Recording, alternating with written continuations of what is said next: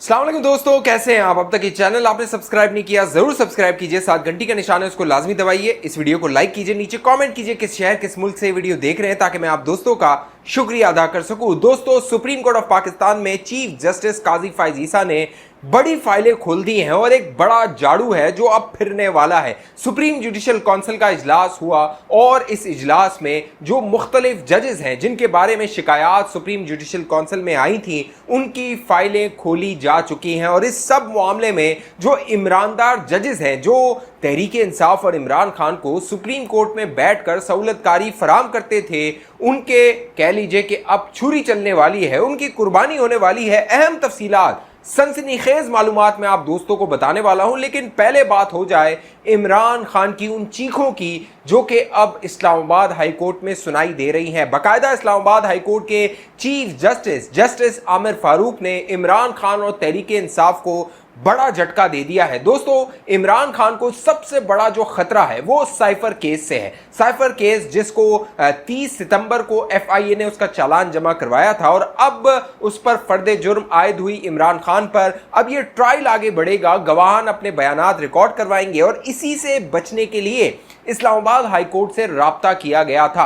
पहले जो अडियाला जेल में ट्रायल हो रहा था इमरान खान का साइफर का मुकदमे का, जो कि एक ऑफिशियल सीक्रेट एक्ट के तहत जो है वो इमरान खान के खिलाफ दर्ज किया गया था, पहले कोशिश ये की गई, जो पहली हिकमत अमली थी, पहली स्ट्रेटजी थी तहरीक इंसाफ और इमरान खान की, वो ये थी कि उस ट्रायल को रुकवाया जाए। इस हवाले से जो इस्लामाबाद हाई कोर्ट है वहां पर एक दरख्वास्त दायर की गई थी जस्टिस आमिर फारूक की अदालत में, और जो जस्टिस आमिर फारूक है उन्होंने एक फैसला सुनाया और उस फैसले से इमरान खान और तहरीक इंसाफ पर बिजलियां गिर गई। जस्टिस आमिर फारूक वही जज हैं जिनके बारे में बाकायदा तहरीक इंसाफ मुहिम चलाती रही थी, मुख्तलिफ इल्जामात लगाती रही थी, और इमरान खान की तो बाकायदा जस्टिस आमिर फारूक के खिलाफ एक ऑडियो लीक हुई थी, मंजर आम पर आई थी, जब इमरान खान को 9 मई को हिरासत में लिया गया था। अब जस्टिस आमिर फारूक ने यह फैसला दिया कि जो अडियाला जेल में इमरान खान का ट्रायल हो रहा है वो इसी तरह चलता रहेगा, उसको नहीं रोका जाएगा। वो जो जज साहब सुन रहे हैं केस, वो इसी तरह इस मामले को सुनेंगे और जितने भी गवाह हैं उनका बयान रिकॉर्ड करवाया जाएगा और इमरान खान का ट्रायल आगे बढ़ाया जाएगा। एक दूसरी दरख्वास्त तहरीक इंसाफ और इमरान खान की जानिब से chief justice Islamabad high court Aamir Farooq की अदालत में दायर की गई और वो दरख्वास्त थी इमरान खान की जमानत के हवाले से। इमरान खान को 5 अगस्त को हिरासत में लिया गया था, वो तोशाखाना वाले केस में हिरासत में लिया गया था। फिर जो इस्लामाबाद हाई कोर्ट थी उन्होंने जमानत दे दी थी इमरान खान को, लेकिन फिर इमरान खान की जो गिरफ्तारी थी वो दूसरे मुकदमे यानी कि साइफर वाले मुकदमे में हो गई थी और तब से इमरान खान पहले अटक जेल में थे, अब जो अडियाला जेल में मौजूद है और वहां पर अडियाला जेल में इमरान खान का ट्रायल हो रहा है। लिहाजा इमरान खान की जमानत के हवाले से इस्लामाबाद हाई कोर्ट से राब्ता किया गया, लेकिन जो चीफ जस्टिस आमिर फारूक हैं, इमरान खान के बड़े कह लीजिए महबूब जज हैं, उनसे उन्हें बहुत प्यार है। लिहाजा जस्टिस आमिर फारूक ने वो जो जमानत की दरख्वास्त थी इमरान खान की उसको भी मुस्तरद कर दिया और साथ साथ जस्टिस आमिर फारूक ने कहा, हुक्म दिया कि जो इमरान खान है उनको फेयर ट्रायल का मौका दिया जाए, यानी तमाम जितने भी इंसाफ के तकाजे हैं उनको पूरा किया जाए। लेकिन तहरीक इंसाफ जो है वो कब इंसाफ पर चलती है और कब इंसाफ के तकाजे पूरे करती है, इसी तरह जो भी मामला तहरीक इंसाफ और इमरान खान ने किए थे, इंसाफ का जिस तरह गला घोटा था, जिस तरह उसको पांव तले रोंदा था अपने इक्तदार के दौरान, अब वो सारा मामला इमरान खान और तहरीक इंसाफ को भुगतना पड़ रहा है। इस्लामाबाद हाई कोर्ट के चीफ जस्टिस आमिर फारूक ने इमरान खान पर बिजलियां गिराई हैं और अब दिलचस्प बात यह है कि ये जो जमानत वाला मामला है, यानी इस्लामाबाद हाई कोर्ट से जमानत मुस्तरद हो गई, अब यह मामला जाएगा चीफ जस्टिस सुप्रीम कोर्ट काजी फायज ईसा की अदालत में। यानी कहते हैं ना कि जिसके लिए गड़ा खोदा था, यानी काजी फायज ईसा के लिए गड़ा खोदा था, अब जो इमरान खान और तहरीक इंसाफ है उन्हीं के दरबार जाएगी, उन्हीं की अदालत में जाएगी और काजी फायज ईसा से कहेगी कि हमें इंसाफ दिया जाए। तो काजी फायज ईसा वही जज हैं जिनके खिलाफ जो है बाकायदा रेफरेंस दायर किया गया था इमरान खान की हुकूमत के दौरान जनरल फैज हमीद के इमा पर, और फिर जो काजी फायज ईसा की बेगम थी सरीना ईसा, उनको जिस तरह जलील और रुस्वा करने की कोशिश की गई। अब देखिए ये कुदरत का निज़ाम है दोस्तों, कुदरत जो है जब अपना जो है वो डंडा चलाती है तो यही मामला होता है कि वक्त का पहिया उल्टे घूमने लग जाता है और आपके वहमो गुमान में भी नहीं होता।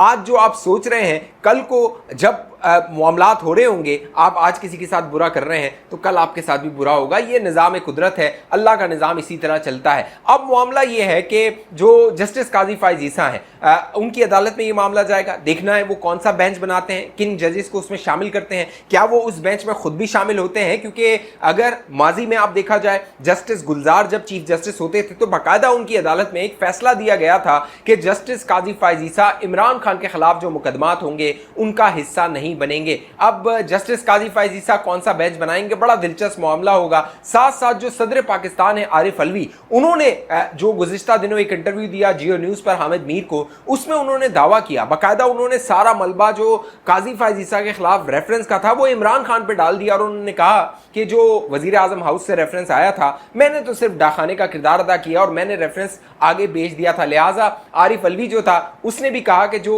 जुल्म, ज्यादती और जबर काजी फायज ईसा और उसके खानदान के खिलाफ हुई, मेरा उससे ताल्लुक नहीं है, उसका ताल्लुक तो इमरान नियाजी से था। लिहाजा इमरान नियाजी से ही पूछा जाए। अब देखना है कि यह मामला कहां तक आगे जाता है। जहां बात हो रही है वक्त का पहिया उल्टा घूमने के हवाले से, दोस्तों नवाज शरीफ के हवाले से जो मामलात हो रहे हैं और खास तौर पे इस्लामाबाद हाई कोर्ट में हो रहे हैं, 2017-2018 का माहौल अपने जहन में लाइए। उस वक्त जिस तरह अदालतें मुतहरिक हुई थी, जजेस मुतहरिक हुए थे, और यही इस्लामाबाद हाई कोर्ट हुआ करती थी, यही सुप्रीम कोर्ट हुआ करती थी, और नवाज शरीफ को तुंद के रखने के हवाले से ये फैसले किए जा रहे थे। लेकिन आज वही अदालतें नवाज शरीफ के हक में फैसले दे रही हैं। बाकायदा इस्लामाबाद हाई कोर्ट में नवाज शरीफ का जो केस था उसमें उन्हें 2 मुकदमात में जो है वो अपील का हक मिल गया है। बाकायदा जो चीफ जस्टिस हैं जस्टिस आमिर फारूक, वो नैब का जो प्रोसिक्यूटर है उससे पूछते रहे कि भैया ये जो कह लीजिए जिसको आप इश्तिहारी कहते थे, जिसको आप करप्ट कहते थे, वो सामने बैठा हुआ है, बताओ क्या गिरफ्तार करना है।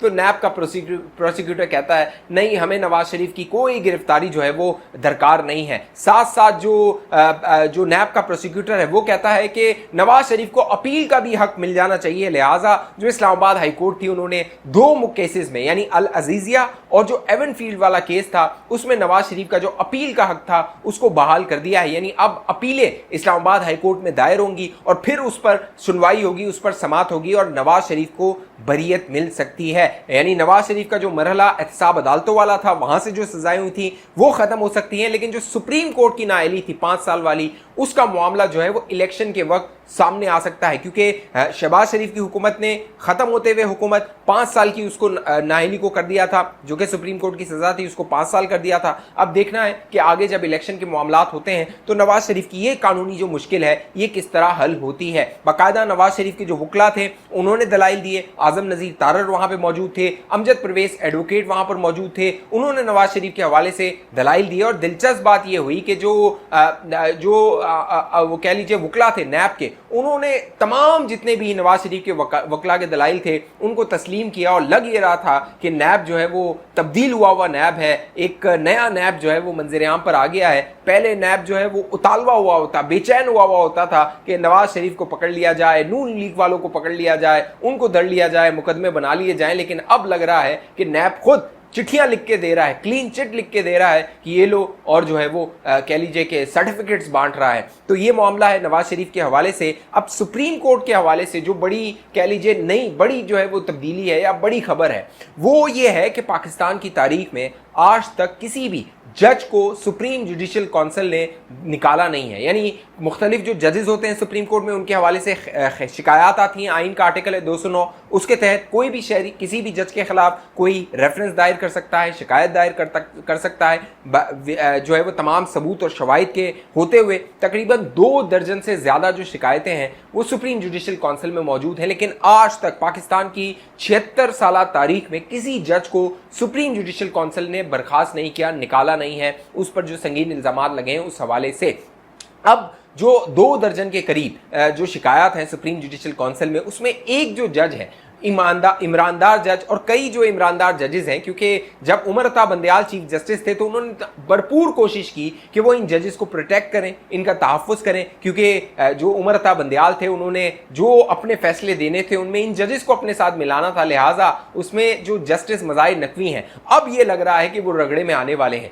अप्रैल 2023 2023 में बाकायदा जो जस्टिस काजी फायज ईसा और जस्टिस तारिक मसूद ने एक खत लिखा था उस वक्त के चीफ जस्टिस उमर अता बंदयाल को और कहा था कि जो मज़ाहिर नकवी के हवाले से शिकायत हैं उन पर गौर किया जाए, उनको ज़ेर बहस लाया जाए ताकि उसे क्लीन चिट दे दी जाए या फिर अगर वो मुलविस है तो उसको सजा दे दी जाए। अब मामला ये है कि जो शिकायत कुंदा हैं यानी जिन्होंने शिकायतें जमा करवाई हैं बाकायदा उन्होंने जस्टिस मज़ाहिर नकवी पर संगीन माली बेज़ाब्तियों के इल्ज़ाम लगाए हैं, उनके जो टैक्स के मामलात हैं, जो माली मामलात हैं, उनके हवाले से इल्ज़ामात लगाए हैं। अब जस्टिस काजी फायज ईसा ने इन मामलात को टेकअप कर लिया है, तो देखना है क्या जस्टिस काजी फायज ईसा कोई तारीख रकम करते हैं, क्योंकि मैंने जैसे पहले बताया आज तक किसी जज को सुप्रीम जुडिशल काउंसिल ने नहीं निकाला। तो क्या जो जस्टिस काजी फायज ईसा हैं वो पहले चीफ जस्टिस होते हैं, वो किसी जज के खिलाफ शिकायत पर कार्रवाई करेंगे? पहले जो शिकायत आई जस्टिस एजाजुल एहसन के हवाले से आई, जस्टिस आयशा मलिक के हवाले से आई, जस्टिस मोहम्मद अली मजहर के हवाले से आई, जस्टिस उमर अता बंदयाल के हवाले से, साकिब निसार के हवाले से, कई जजेस के हवाले से शिकायतें आती रहीं, लेकिन कोई कार्रवाई, कोई एहतसाब नहीं किया गया। ये जो कानून का इदारा है जो इंसाफ लोगों को देता है वो खुद अपने आप को एहतसाब से मुबर्रा जो है वो रखता है, वहां पर जो जजेस हैं उनका एहतसाब आज तक नहीं हो सका। तो देखना है जो ये जस्टिस काजी फायज ईसा एक उम्मीद की किरण लेकर आए हैं पाकिस्तान में, पाकिस्तान के इंसाफ के निज़ाम में, वो जो रिवायत है इसको तोड़ते हैं या इसको इसी तरह बरकरार रखते हैं। जो भी मामलात होंगे मैं आप दोस्तों को बाखबर रखूंगा। अब तक आपने ये चैनल सब्सक्राइब नहीं किया जरूर सब्सक्राइब कीजिए, साथ घंटी का निशान है उसको लाजमी दबाइए। फेसबुक पे देखने वाले दोस्त पेज को लाइक फॉलो करके इस वीडियो को लाजमी शेयर कीजिए। नीचे में हमारे व्हाट्सएप चैनल का लिंक दे दूंगा, उस चैनल को जाकर भी सब्सक्राइब कीजिए ताकि हमारा ये जो राब्ता है ये इसी तरह बरकरार रहे। अगली वीडियो तक मुझे इजाजत दीजिए, अपना ख्याल रखिएगा। पाकिस्तान जिंदाबाद।